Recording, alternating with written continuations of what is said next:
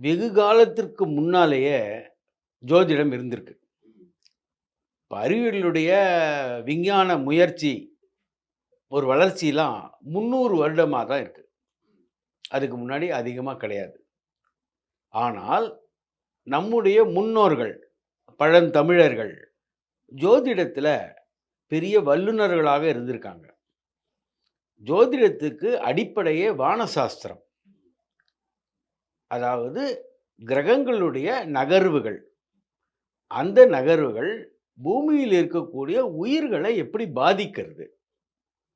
R timing of event, நிகழ்வின் காலகட்டங்கள்.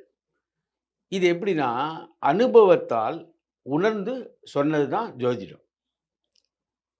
விஞ்ஞானத்தை விடவும் பல விஷயங்களில் முன்னேற்றம் அடைந்தது ஜோதிடம்.